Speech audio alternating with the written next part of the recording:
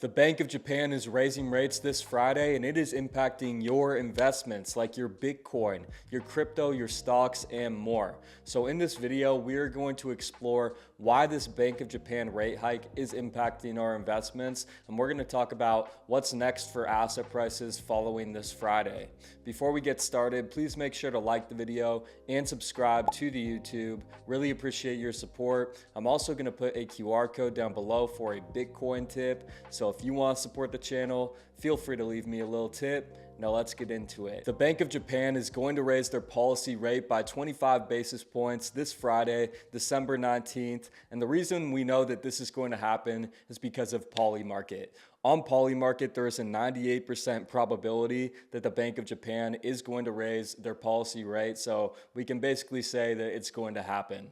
Polymarket is really good at figuring stuff out. The betting markets usually have a hint of what is going to happen in all of these global events around the world. And I was actually scrolling on Polymarket the other day, and I was surprised by how many of these prompts had 90% probabilities for one outcome or another. Right? The betting markets really know what's going to happen. So you just have to follow the money. So the markets have been pricing this in. We've seen that Bitcoin has showed weakness, and we've seen that, the stock market and some other assets really aren't performing too well because of this rate hike. And we're going to get into why that is. It's because of the yen carry trade. We're going to go through what the yen carry trade is and what it means for assets like Bitcoin and crypto, US stocks, US bonds as well.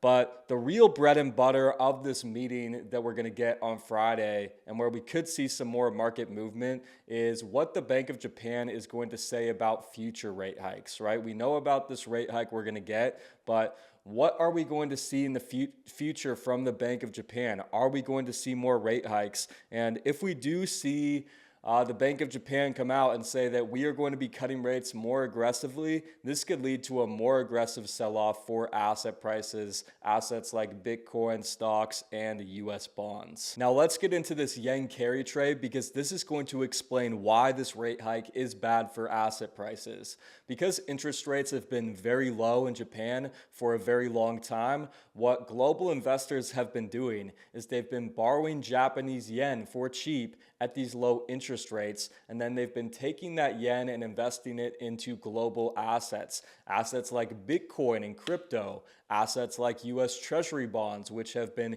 yielding more, and also US stocks, other stocks around the globe. So because all of these investors have been borrowing yen and putting it into these other assets, it's pushed up the price of a lot of assets around the world.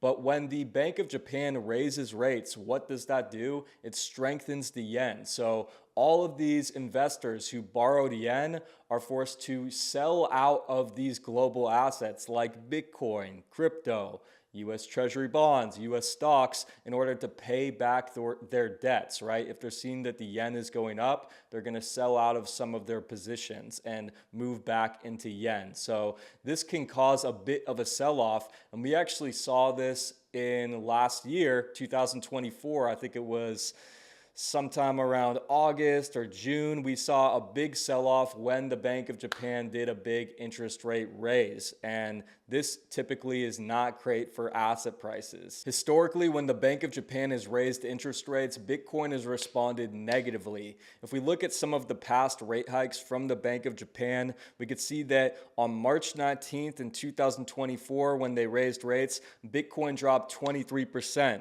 On July 31st of 2024, when they raised rates, Bitcoin dropped 26%. And on January 24th of this year, when the Bank of Japan raised rates, Bitcoin dropped 32%. So typically, when the Bank of Japan is raising rates, this is not a great sign for Bitcoin, and it looks like some of these yen carry trade investors are selling out of their Bitcoin as the yen strengthens. And I think this is a major reason why Bitcoin has struggled over the past week here, even though we just got some very positive news last week. Last week, we had our December Fed meeting where the Fed cut rates by 25 basis points, and they basically announced that they are going to start printing money. So this was great news. And I think a lot of people were hoping Bitcoin would start rallying higher. But with this meeting this Friday coming up, I think it is scaring a lot of these Bitcoin investors just based on what we've seen in the past from these Bank of Japan rate hikes.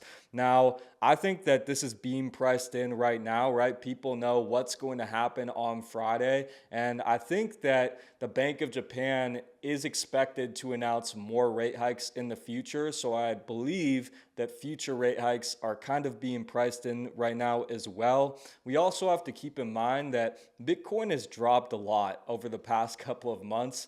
This has not been a great Q4. A lot of people were hoping for this awesome Q4 where we got a big rally, including me. We have not gotten it. We've dropped from $126,000 all the way down to around $85,000 per Bitcoin. And I find it hard to believe that we're going to go too much lower. One level that I'm really keeping my eye on is that 73K to 75K level, which we surpassed when we got the election result. But I do believe this rate hike is being priced in. I think that future rate hikes for the Bank of Japan are being priced in. We're also going to get some support from the Federal Reserve here in the US as they switch towards QE and start printing money. So I think that Bitcoin is nearing a bottom here around 80K, 75K, and we will start moving back up once we see liquidity and the money supply expand. Looking at the US stock market, it's holding up pretty well despite the news of this rate hike. And like we've said, people know what's going to happen on Friday. This rate hike is being priced in right now. So unless we get some very hawkish news from the Bank of Japan, like they're going to increase rates very aggressively, I don't really expect a big stock market sell-off. And one thing we need to keep in mind about this yen carry trade is that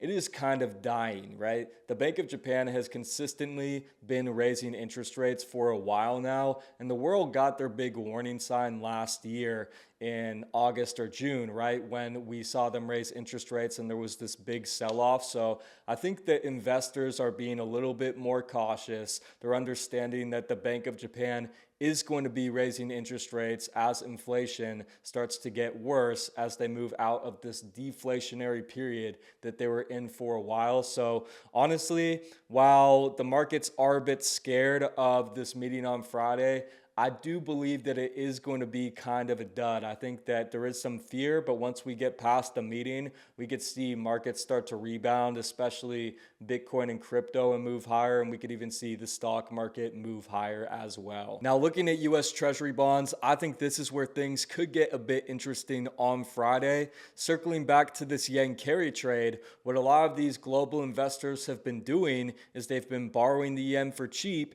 and just putting that yen into US Treasury bonds, which are yielding more, and they've just been pocketing that difference between interest rates. But with the Bank of Japan continuing to raise their interest rates, if they come out and say, hey, we're going to keep hiking, well, we could see some of these yen carry trade investors selling out of their US Treasury bonds because that difference, that profit margin is just continuing to shrink. So if we do see US Treasury bonds selling off, that's a problem for the United States government.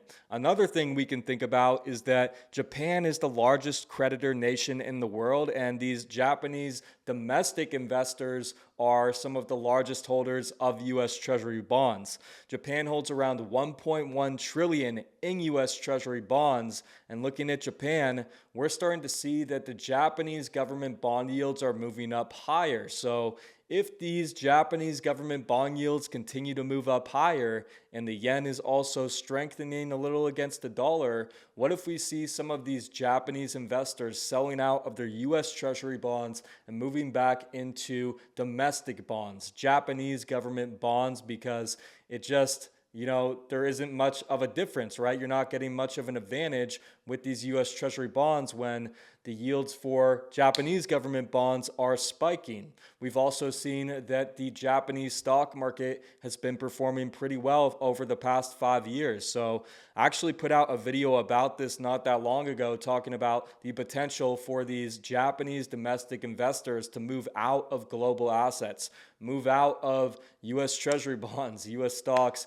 and move back into Japanese assets, and you should definitely check that out. But if we see all these forces moving against the US Treasury bond market and yields start spiking up higher, what's that going to force the Federal Reserve to do?